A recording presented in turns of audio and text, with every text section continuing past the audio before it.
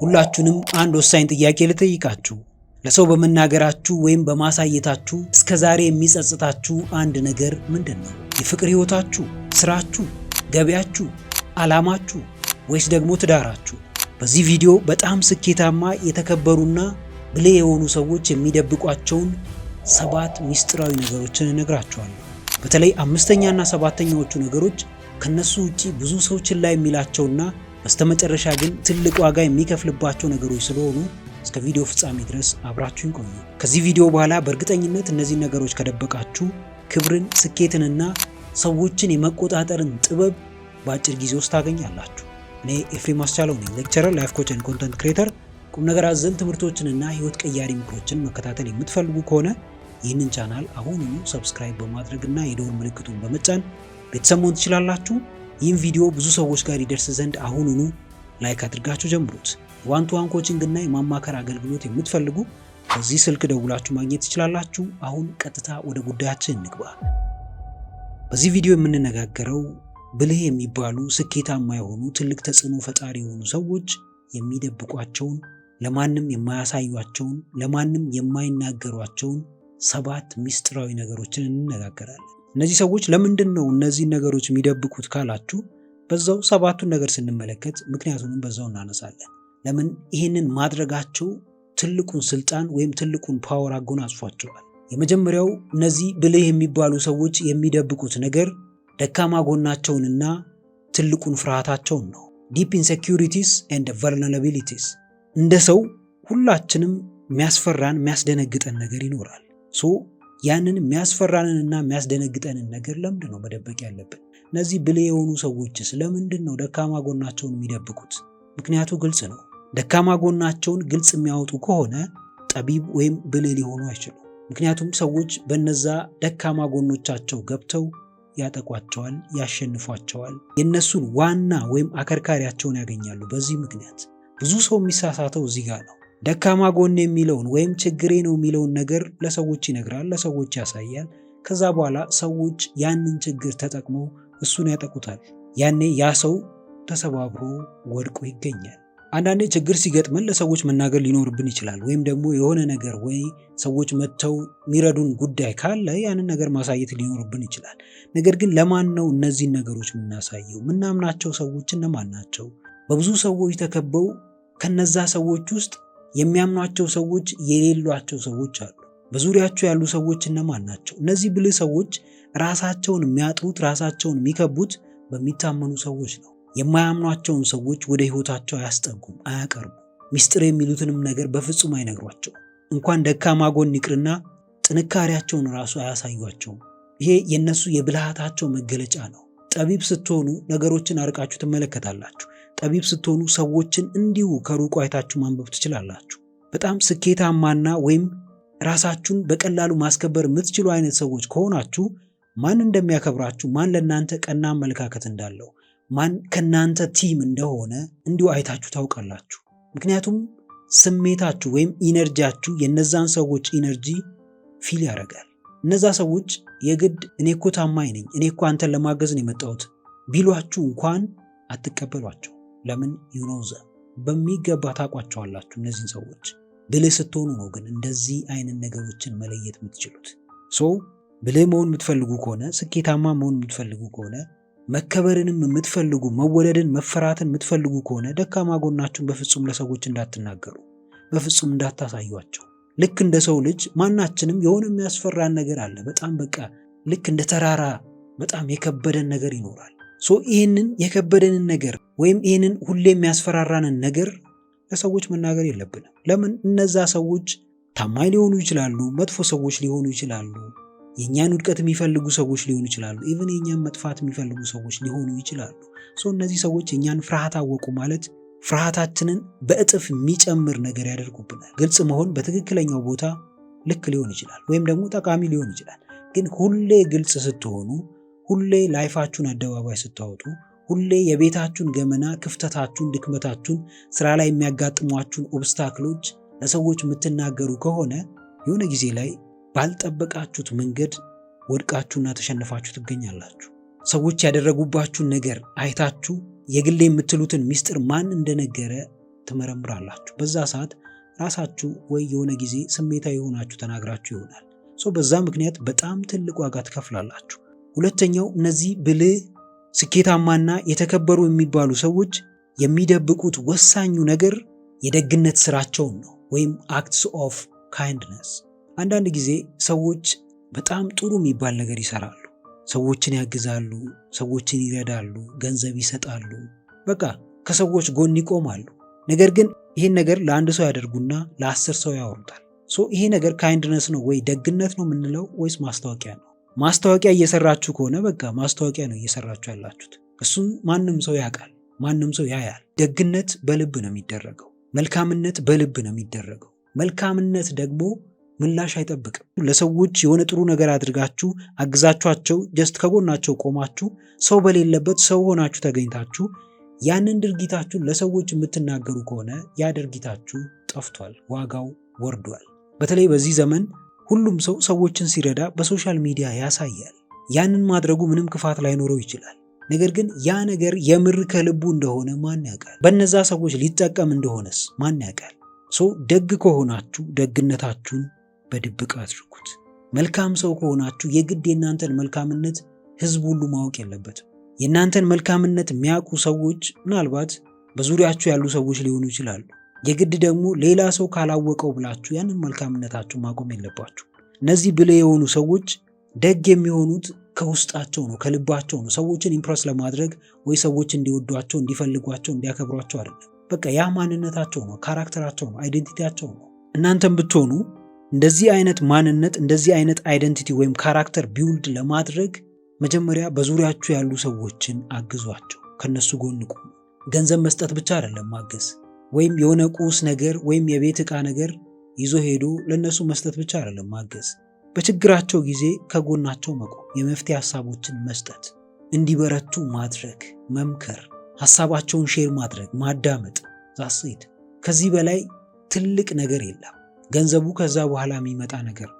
እነዚህ ብልህ የሚባሉ ሰዎችን የሚረዱት ከልባቸው ነው።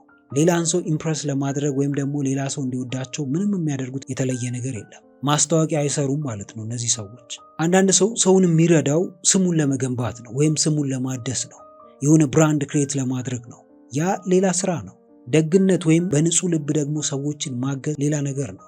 ይህንን ነገር ለማድረግ የግድ ብልህ መሆን አይጠበቅባችሁ። ማናችንም ብንሆን ሰዎችን በምንፈልገው ደረጃ ወይም በአቅማችን የመርዳት ፍላጎት ሊኖረን ይችላል። ያንን ነገር ደግሞ ሰዎች የግድ ማወቅ የለባቸው። ጀስት በቃ ማድረግ ካለብን ያንን ነገር እናደርገዋለን። ያ የምናግዘው ሰው እኛ በምናደርግለት ነገር የሚያርፍ ከሆነ፣ የሚረጋጋ ከሆነ፣ ሰላም የሚሰማው ከሆነ ወይም የሆነ ነገር የሚያተርፍ ከሆነ ጀስት ፖላይትሊ ከልባችን ትሁት ሆነን እናደርግለታለን። በዛው ውስጥ የምናገኘው በጣም ከፍ ያለ እርካታ አለ። በመስጠት የሚገኘውን እርካታ ከየትም ልታገኙት አትችሉም። እነዚህም ብልህና የተከበሩ፣ የተወደዱ፣ የሚፈለጉ፣ ስኬታማ የሚባሉ ሰዎች ይህን ነገር ስለሚያውቁ ከልባቸው ነው የሚያደርጉት። ደግ ለመባል የሚያደርጉት አንዳች ነገር የለም። ካላቸው ሲያካፍሉ ውስጣቸው የሚነግራቸውን ነገር ብቻ ነው የሚያደርጉት። ሶስተኛውን እንመልከት። ሶስተኛው እነዚህ ብልህ የተከበሩና ስኬታማ የሆኑ ሰዎች የሚደብቁት ነገር የወደፊት እቅዳቸውን ነው፣ ወይም ፊውቸር ፕላን። ሁላችንም የራሴ የምንለው የሆነ እቅድ አለን። እቅዳችን ይሳካ አይሳካ የምናውቀው ነገር የለም። ብዙ ሰው ያቅዳል፣ የሆነ ስራ ይጀምራል፣ ከዛ በኋላ ግን ስራው አይሳካም። ለምን? ብዙ ሰው ሰምቶታል፣ ብዙ ሰው አውቆታል። በድብቅ የምትሰሩት ነገርና ሰዎች እያወቁት አደባባይ ላይ አውጥታችሁ የምትሰሩት ነገር እኩል አይደለም። ሰውነታችሁን ቢውልድ ለማድረግ ወይም ደግሞ በጣም ጥሩ አቋም እንዲኖራችሁ ጂም ልትገቡ ትችላላችሁ። ጂም መግባታችሁን ለብዙ ሰዎች ተናግራችሁ ከሆነ ሰዎች ሁሌ ኤክስፔክት ያደርጋሉ። ዛሬም እየሰራ ነው፣ ነገር ግን ምንም ለውጥ የለም። ነገም ትሰራለህ፣ ለውጥ የለም። ከዛም በኋላ ለወራት ለዓመታት ትሰራለህ፣ ለውጥ የለም። የሰዎች ኤክስፔክቴሽን ሚት አያደርግም። እነዚህ ሰዎች ከአንተ የሚጠብቁት አንተ አስቀድመ ስለነገርካቸው ነው እንጂ በፍጹም ጂም ስለመሄድ ራሱ አያውቁ። ወደ ፊውቸር ፕላን ወይም ወደ ቢዝነስ ሐሳብ ወይም ወደ ትዳር ወይም ጀስት ወደ ሶሻል ላይፍም ስንመጣ አንድን ነገር አስቀድማችሁ ተናገራችሁ ማለት ሰዎች ከእናንተ ኤክስፔክት የሚያደርጉት ነገር አለ። ከዛም በላይ ደግሞ እናንተ ከራሳችሁ የምትጠብቁት ነገር ይኖራል። ለሰዎች ስንናገር አእምሯችን ምን ብሎ ያምናል? ያ ነገር ኦልሬዲ አልቋል፣ ተከናውኗል። ያንን ነገር አድርገን ወይም ያንን ያቀርነውን ነገር አሳክተን የምናገኘው ደስታ አለ። ያ ደስታ የሚመጣው ከዶፓሚናችን ነው። ያንን ደስታ በመናገር ስላገኘነው የረካን ይመስለናል። ለምን? አእምሯችን ያ ነገር ሪል መከናወኑን ወይም ደግሞ ፌክ መሆኑን ምንም የሚያውቀው ነገር የለም። የነገርነውን ነገር ነው የሚያምነው አእምሮ። ሪያሊቲውን የምናውቀው እኛ ራሳችን ነን። ኮንሽስሊ ነገሮችን ስናይ ያ ነገር አልተከናወነም። ፍራስትሬሽኑ ይመጣል፣ ተስፋ መቁረጡ ይመጣል፣ ተነሳሽነቱ ይጠፋል። ይህን ሁሉ ያመጣባችሁ ምንድን ነው? ያልጀመራችሁትን ያቀዳችሁትን ነገር ብቻ ለሰው መናገራችሁ ነው። የአንድን ዛፍ ፍሬ እየተከላችሁ ስለ ዛፉ ማውራት የለባችሁ። ለምን? ያ ዛፍ ገና አልበቀለም፣ ገና አላደገም፣ ዛፍ አልሆነም። ሲድ ላይ ነው ያለው፣ ፍሬ ላይ ነው ያለው፣ ዘር ላይ ነው ያለው ያ ዛፍ። ህልማችሁም ልክ እንደዛ ነው። የሆነ ነገር አልማችኋል። ያ ህልማችሁ ትዳር ሊሆን ይችላል። ያ ህልማችሁ አዲስ ቢዝነስ መጀመር ሊሆን ይችላል። መስሪያ ቤት መቀየር ሊሆን ይችላል ህልማችሁ። ያንን ነገር ገና ሳትቀይሩ ገና ምንም ነገር በሌለበት ህልማችሁ ለሰዎች ተናገራችሁ ማለት ያ ህልም እንዳያድግ መሰናክል ሆናችሁበት ማለት ነው። እነዚህ ብልህ ሰዎች ይሄን ነገር ስለሚያውቁ በፍጹም ፊውቸር ፕላናቸውን የወደፊት እቅዳቸውን በጣም ቢግ ሙቭ የሚሉትን ነገር በፍጹም ለሰዎች አይናገሩም። ትላልቅ ለውጦች ሁሌም በህይወታችን ውስጥ ይከሰታሉ። ሀገር ልንቀይር እንችላለን፣ ስራ ልንቀይር እንችላለን፣ ቤተሰብ ልንመሰርት እንችላለን፣ የራሳችንን ቢዝነስ ልንከፍት እንችላለን። እነዚህ ቢግ ሙቭ የሚባሉ ናቸው። እንደዚህ አይነት ነገሮችን በተለይ በፍጹም ለሰዎች መናገር የለባችሁ። ሳይለንት ሆናችሁ በዝምታ ውስጥ አድርጋችሁ አሳዩ። ያ ፊውቸር ፕላን የምትሉት ነገር ወይም እቅድ የምትሉት ነገር ራሱ ተከናውኖ ሆኖ ውጤቱ ለሰዎች እንዲታይ አድርጉ።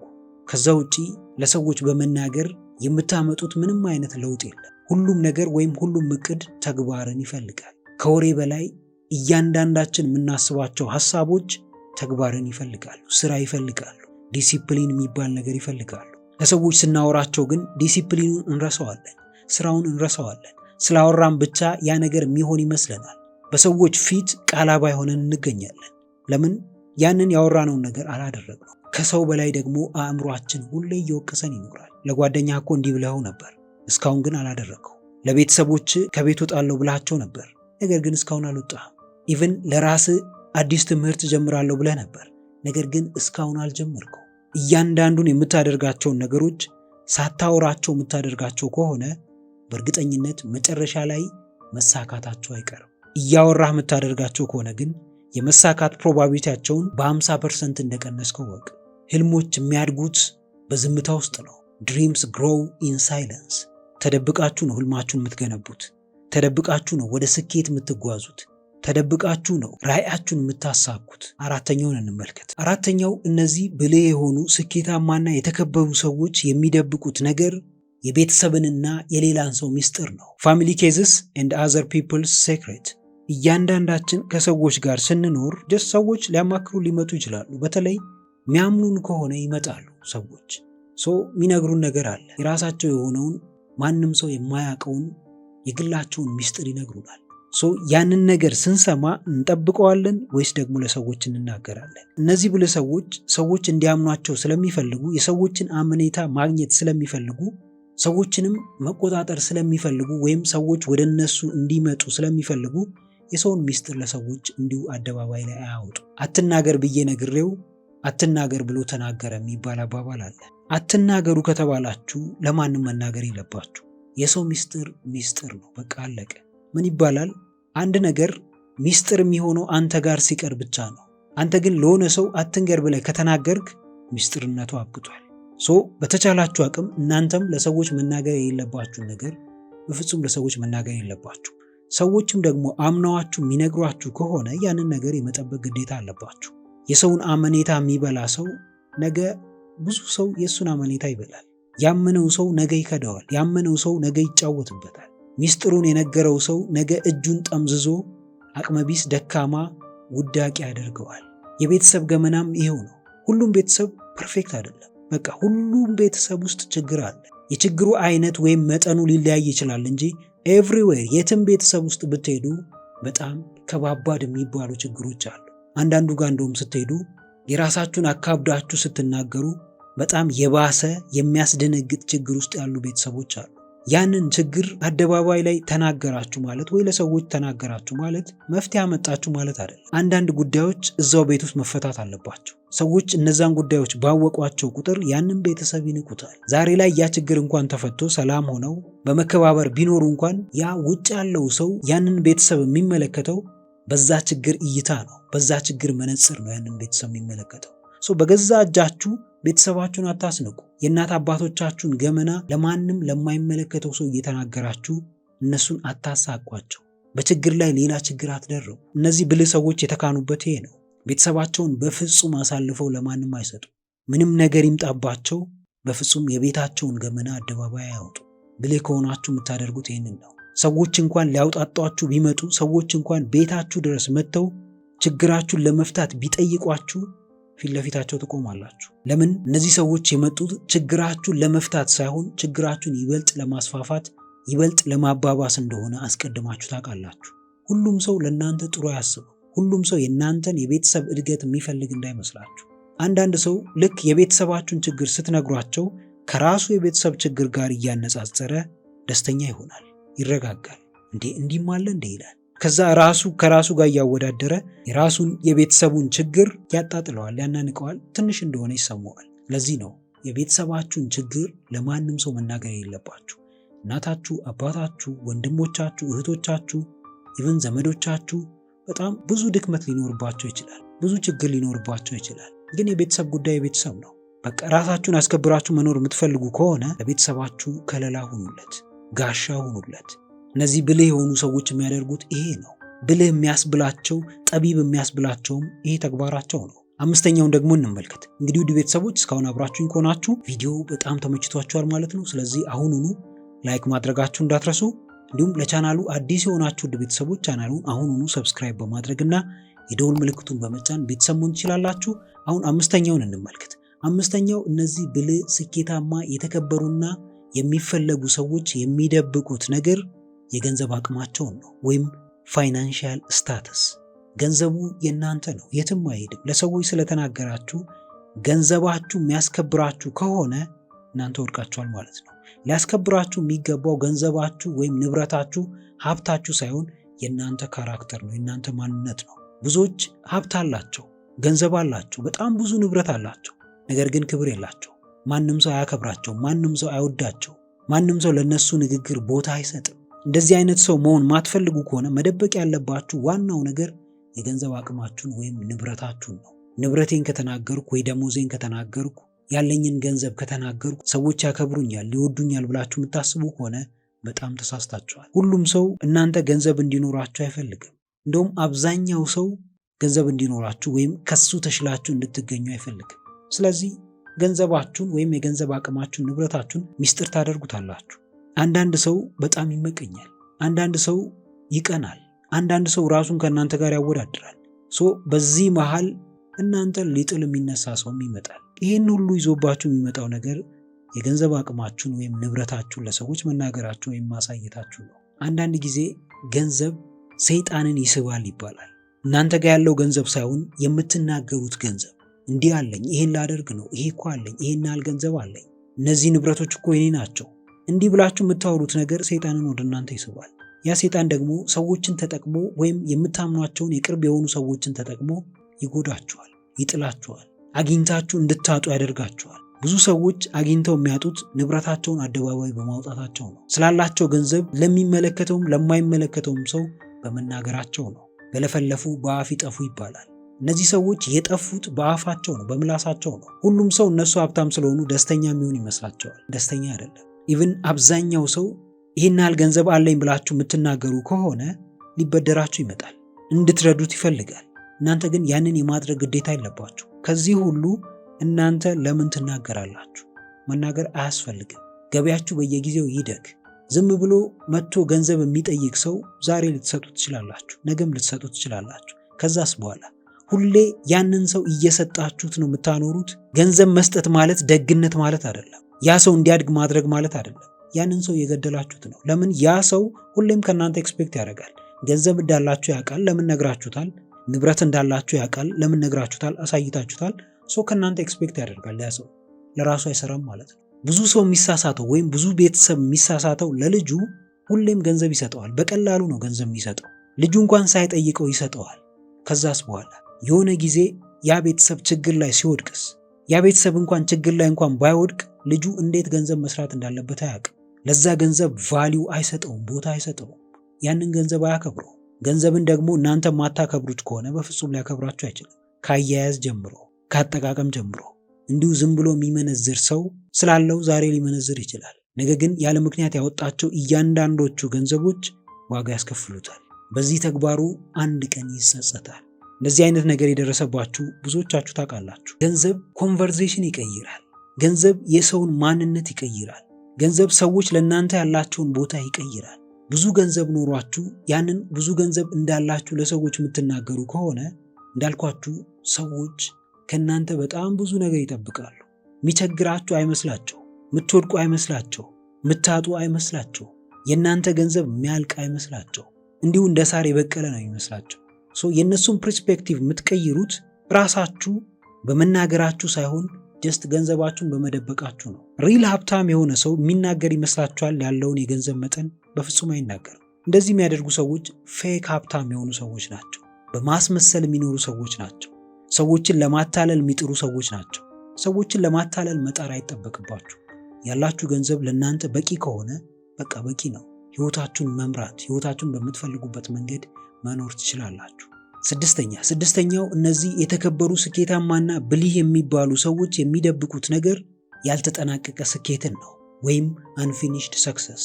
ያላለቀን ነገር እንዳለቀ አድርጋችሁ የምትናገሩ ሰዎች አደጋ ላይ እንዳላችሁ እወቁ። እነዚህ ብልህ ሰዎች በፍጹም ያንን ነገር አይናገሩም። ድሉ ከመድረሱ በፊት ድሉን አያበስሩ። ስኬታማ ከመሆናቸው በፊት ስኬታማ ሆኛለሁ፣ ይህ ቢዝነሴ ተሳክቶልኛል፣ ሆኖልኛል፣ ተደርጎልኛል ብለው አይናገሩ። ይህንን ቢያደርጉስ ብዙ ነገሮች ይበላሻሉ። ይህንን ነገር ራሳችሁም በህይወታችሁ ውስጥ አይታችሁ እንደሆነ እርግጠኛ ነኝ። ለምን ብዙ ሰው ልክ ጀምሮ ትንሽ ርቀት እንደሄደ ነገሮች ይበላሻሉ። አዲስ ነገር ጀምሮ አዲስ ነገር ሞክሮ እስከሆነ ደረጃ ድረስ ከሄደ በኋላ ነገሮች ያልጠበቀው ይሆናሉ። ያልጠበቀው ነገር ይከሰታል። ብዙ ጊዜ እንደዚህ አይነት ነገር የሚከሰትባችሁ ከሆነ ራሳችሁን ጠይቁ። ስለዛ ነገር ለሰዎች ተናግራችሁ ታውቃላችሁ? ስለዛ ነገር ሰዎችን አማክራችሁ ታውቃላችሁ? እርግጥ ነው ያ ነገር እንዲጠናቀቅ ወይም እንደሚጠናቀቅ አምናችሁ ሊሆን ይችላል ያንን ነገር ለሰዎች የምትናገሩት። ገና እንደጀመራችሁ ሰዎች እንዲያግዟችሁ ሊሆን ይችላል የምትናገሩት። ነገር ግን መቼ መናገር እንዳለባችሁና መቼ መናገር እንደሌለባችሁ የምታውቁ ከሆነ ያንን የጀመራችሁትን ነገር በገዛ ፍቃዳችሁ እንዲሰናከል እያደረጋችሁ እንደሆነ ወቁ። አንድን ነገር ጀምሮ ስለዛ ነገር ማውራት ችግርን ይስባል። እንቅፋቶች ወደ እናንተ እንዲመጡ ያደርጋል። በተለይ ለሰዎች የምትናገሩ ወይ የምታሳዩ ከሆነ እነዛ ሰዎች ከፊታችሁ ቆመው ሊያደናቅፏችሁ ይችላሉ። ሌላ ችግር ሊፈጥሩባችሁ ይችላሉ። ባትናገሩስ? ባታሳዩስ? እንደጀመራችሁ ባታሳዩስ? ሰዎች ባያውቁስ? ምንም የሚፈጠር ነገር አለ? ምንም የሚፈጠር ነገር የለም። ግፋቢል ሰዎች ቢያበረታቷችሁ ነው፣ ወይም ደግሞ በርቱ ቢሏችሁ ነው። ከዛ ውጪ ምንም የምታገኙት ነገር የለም። ከዛ ይልቅ ነገሮች አስቀድመው እንዳይበላሹባችሁ እናንተ ራሳችሁ አስቀድማችሁ ነገሮችን ማስተካከል። አንደኛው የምታስተካክሉበት መንገድ ያንን ነገር በሚስጥር መያዝ ነው። የዛ ነገር ስራ ላይ ብቻ ማተኮር ነው። ገና ከጅምሩ ማውራት አቁሙ። የፍቅር ግንኙነት ጀምራችሁ ገና ምንም አዲስ ነገር ሳይፈጠር አታውሩ። ትዳር ውስጥ ገብታችሁ ገና ምንም አዲስ ነገር ሳይፈጠር ስለ ትዳራችሁ አታውሩ። ቢያንስ እስኪያድግ እስኪታይ ድረስ ፍቀዱለት፣ ታገሱ። ምንም የሚፈጠር ነገር የለም። በመቸኮል የምታገኙት አንዳች ትርፍ የለም። በፈጠናችሁ ቁጥር ችግር ውስጥ ትገባላችሁ እንጂ ከችግር ውስጥ አትወጡ። ፈተናችሁ ይበዛል እንጂ ፈተናችሁን አትቀንሱ። የባሰ አዘቅት ውስጥ ትገባላችሁ እንጂ ከዚህ በፊት ከነበራችሁበት ችግር አትወጡ። ስለጀመራችሁት ነገር በፍጹም ለሰዎች አትናገሩ። ስላላለቁ የስኬት ጉዟችሁ ማንም ሰው ማወቅ የለበትም። ስለጀመራችኋቸው ፕሮጀክቶች ማንም ሰው ማወቅ የለበትም። ሰባተኛውንና የመጨረሻውን እንመልከት። ይህንን ሰባተኛውን ነገር ከነዚህ ብልህና የተከበሩ ስኬታማ ከሆኑ ሰዎች ውጪ አብዛኛው ሰው ችላ ይለዋል። አብዛኛው ሰው ለዚህ ነገር ቦታ አይሰጠው። እንዲሁ እንደ ቀልድ ይናገረዋል ወይም ለሰዎች ያሳየዋል። ከዛ በኋላ ግን ውሎ አድሮ በጣም ትልቅ ዋጋ ይከፍልበታል። ይህ ነገር ምንድነው? የውስጥ ትግል ነው፣ ወይም ዲፐስት በትልስ።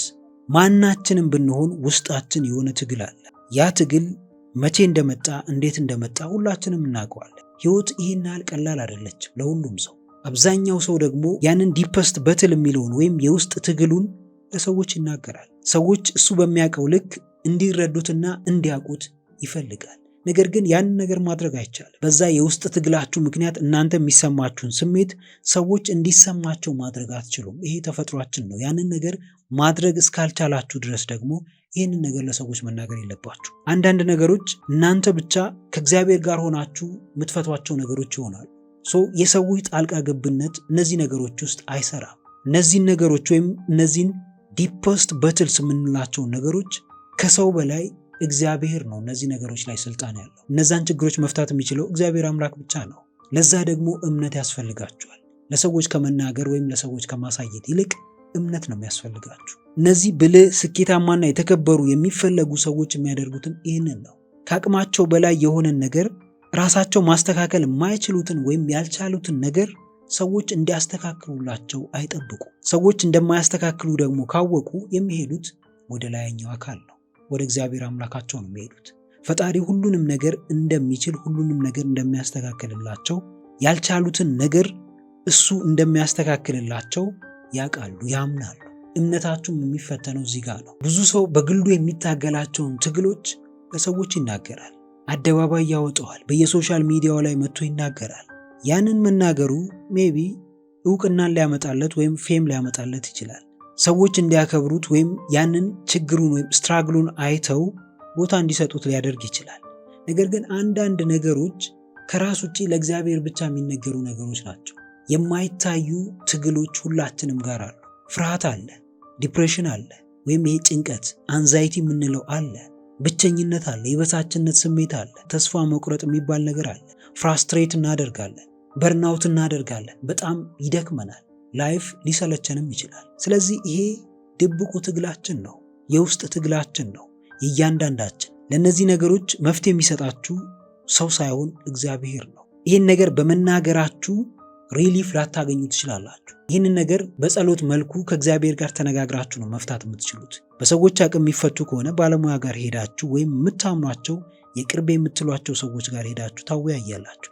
ከዛ ውጪ ግን ለኃላፊ አግዳሚው ለምታቁትም ለማታቁትም ሰው እነዚህን ነገሮች በመናገር ምንም የምታገኙት ወይም ምንም የምታተርፉት ነገር የለም። ብዙ ሰው ግን እዚህ ጋር ይስታል። ጭንቀቱን ለማን መናገር እንዳለበት አያውቅም። በዚህ በሶሻል ሚዲያው ዘመን ሰዎች እንዴት እናንተን እንደሚመለከቷችሁ አታውቁ። ችግራችሁን ሲያውቁ ሚንቋችሁ ይኖራሉ፣ የሚያከብሯችሁ ወይም ቦታ የሚሰጧችሁ ሰዎች ይኖራሉ። ከዚህ ሁሉ ነገር ግን ራሳችሁን አጠንክራችሁ እነዚህን ችግሮች ወይም እነዚህን ትግሎች ለማለፍ ዝግጁ ብትሆኑ ይበልጥ ጠንካራ እየሆናችሁ ይበልጥ እያደጋችሁ ትሄዳላችሁ። ግሮውዝ የምንለው ወይም ይሄ እድገት የምንለው ነገር የሚፈጠረው በዚህ ውስጥ ነው። ትግል የሌለው ላይፍ የሚኖር ሰው የለም። ሁሉም ሰው አእምሮ ውስጥ ትግል አለ። ሁሉም ሰው የማይታዩ በጣም ብዙ ጦርነቶችን ይዋጋል።